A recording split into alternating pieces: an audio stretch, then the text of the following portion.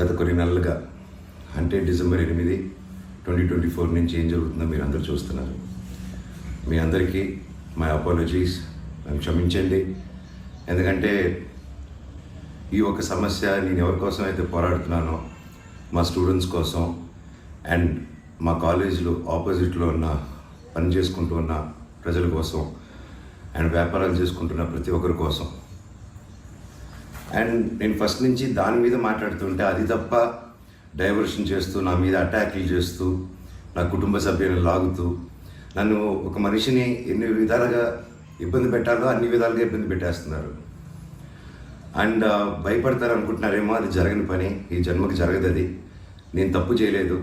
నా మీద, నా భార్య మీద దాదాపు 32 కేసులు వరకు వేశారు. 32 కేసులు ఢిల్లీ నుంచి వాళ్ళ మనుషులతో, తిరుపతి నుంచి, హైదరాబాద్ నుంచి, ఎన్ని కోర్టులు ఉంటే అన్ని కోర్టుల నుంచి, ఎన్ని కలెక్టర్ ఆఫీసులు ఉంటే అన్ని కలెక్టర్ ఆఫీసుల నుంచి, అండ్ అన్ని బోగస్ కేసులే.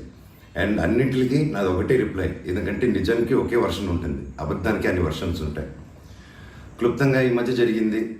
నేను ఫస్ట్ ఏం చెప్తున్నాను, వీళ్ళు బౌన్సర్స్ చేసుకొని మా వాళ్ళందరినీ కొడుతున్నారు, అక్కడ ఊరు వాళ్ళందరినీ కొడుతున్నారు, స్టూడెంట్స్ని కొడుతున్నారు అని నేను చెప్తూనే వస్తున్నాను.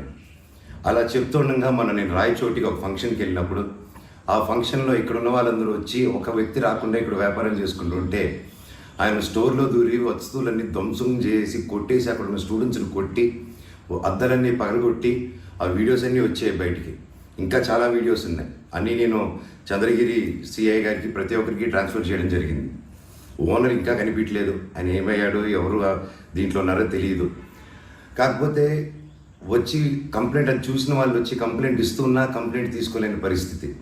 కంప్లైంట్ రాసిస్తే కంప్లైంట్ బాగాలేదు, ఇది బాగాలేదు, సో ఇంకోటి రాసుకోరండి. ఒక 3 రోజుల తర్వాత కాదండి చెప్తున్నంత కంప్లైంట్ అంటే ఇంక 3 రోజులు అయిపోయింది కదా, ఇంకెందుకు అంటే ఇన్ని రోజులు నేను కొట్లాడుతున్నారని చెప్తూ పోరాటం జరిగే మధ్యలోనే ఇలా వచ్చి అటాక్ చేసుకుని ఎవడేం చేయలేరు ఇక్కడ అని ఒక మాబ్క్రసీ జరుగుతుంది. అండ్ నిన్న రాత్రి కూడా నాకు ఇంటెలిజెన్స్ నుంచి మా హాస్టల్లో ఉన్న సురేష్ అన్నకి ఆ వాయిస్ రికార్డింగ్ కూడా మీకు పంపిస్తాను.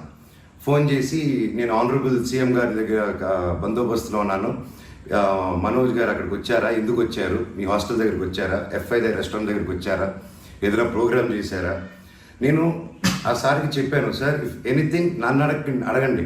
నేను ఆ సార్తో ముందు కూడా మాట్లాడాను, మీరు వాళ్ళని ఇబ్బంది పెట్టకండి, ఎనీథింగ్ ఎనీ టైం నాకు ఫోన్ చేయండి అన్నాను. పైగా నిన్న మధ్యాహ్నం 3-4 అలా జరిగింది ఆ ఫోన్ రావడం, నేను ఆ సార్తో మాట్లాడటం. మళ్ళీ నిన్న రాత్రి నేను ఇక్కడ తెలిసిన వాళ్ళ రిసార్ట్లో ఉంటే ఇప్పుడు దాదాపు ఒక 15-20 ఇల్లు ఉంటాయి ఇక్కడ.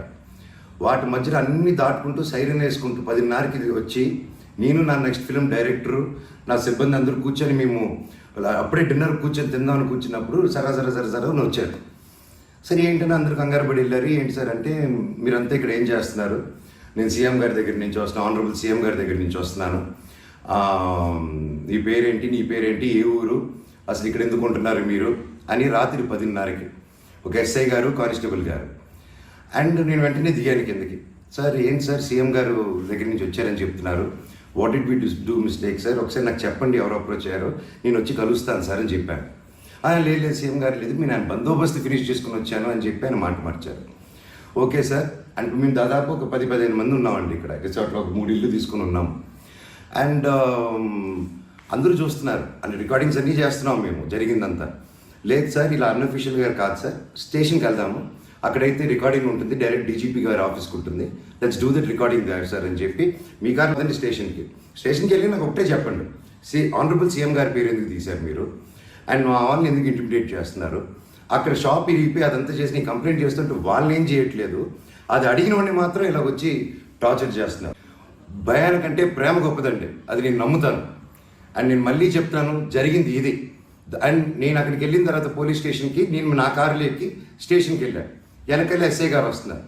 స్టేషన్ లోపల ఆగి వెళ్ళిన తర్వాత ఎస్ఐ గారు 500 మీటర్ల దూరంలో ఆగారు. ఆగిన తర్వాత మా వాళ్ళు వెళ్ళి సార్ వెయిట్ చేస్తున్నారు, నేను ఎందుకు వస్తానని కారు తీసి ఆయన వెళ్ళిపోయాడు, ఆయన కానిస్టేబుల్ గారు. నేను లోపలికి వెళ్ళి హెడ్ గారు ఉన్నారు, ఇంకో కానిస్టేబుల్ గారు ఉన్నారు. అయ్యా కెమెరా ముందు మాట్లాడతామని చెప్పి, అయ్యా ఇలా వచ్చి నన్ను డిస్టర్బ్ చేశారు, ఎందుకు చేశారంటే ఎస్ఐకి ఫోన్ చేసి నేను తీయట్లేదు సార్ అంటే స్పీకర్ పెట్టండి అన్నాను, అన్నీ రికార్డ్ చేశారు. అండ్ అఫీషియల్ ఆ కెమెరా ముందే మాట్లాడుకున్నాం. దయచేసి పోలీస్ స్టేషన్లో జరిగిన రికార్డింగ్స్ కుదిరితే చూడండి, మీరు తెప్పించుకొని ఏం జరిగిందో. ఇదండి జరిగింది. అండ్ ఎస్ఐ గారు రాలేదు, ఎవరు రాలేదని నేను ఎక్కడే వెయిట్ చేస్తున్నాను. ఈలోగా సిఐ గారు ఫోన్ చేస్తే నాకు మెసేజ్ పెట్టండి సార్, మా వాళ్ళకి నేను ఇక్కడ నన్నే ఇంత ఇంటిమిడేట్ చేసి నన్నే ఇలా తొక్కాలని చూస్తూ ఉంటే ఇంకా మిగతా వాళ్ళందరినీ ఏం చేస్తారు సార్ మీరు, నేను ఊరి దాటాక వాళ్ళని ఏం చేస్తారు సార్, వాళ్ళకి ఏం ప్రొటెక్షన్ ఉంది అని చెప్పి అనడం జరిగింది. సో ఇది జరిగింది ఎందుకంటే ఒక్కొక్కరు ఒక్కొక్క న్యూస్ క్యారీ చేస్తున్నారు. But this is the facts happen. నా దగ్గర ప్రతిదీ ఫ్యాక్ట్ ఉంది.